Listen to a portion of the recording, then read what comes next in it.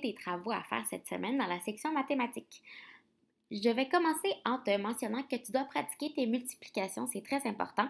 Je vais te demander de pratiquer les tables de 1, 2, 5 et 10 dans l'application Météormath que tu connais si bien. La notion de cette semaine, c'est la notion de l'air. La semaine passée, tu as vu le périmètre. Cette semaine, c'est l'air. Je vais te demander de regarder la vidéo YouTube et de compléter en faisant ton iExcel dans la section X.5 à X.9. Ensuite, tu as le devoir de l'air à faire. Tu as 2 feuilles d'air à compléter.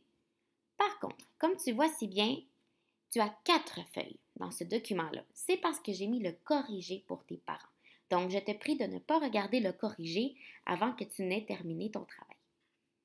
Ensuite, tu as un jeu à faire. Tu peux le faire avec 3 personnes maximum dans ta famille. Ça peut très bien se jouer seul aussi. Tu as besoin de crayons de couleur et de 2 dés. Toutefois, si tu n'as pas de dés chez toi, tu peux trouver une application ou un site internet qui va te proposer des dés en ligne.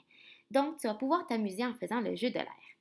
En terminant, oui, oui, oui, tu as une mission impossible à faire.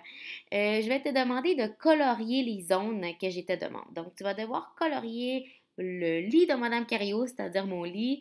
Tu vas devoir trouver la zone, le périmètre ainsi que l'air de la commode, la bibliothèque et de ma zone de jeu dans ma chambre. Ici, dans les espaces vides, tu vas devoir écrire si l'air, normalement de la section du lit de Madame Cario, si je te donne l'air ici.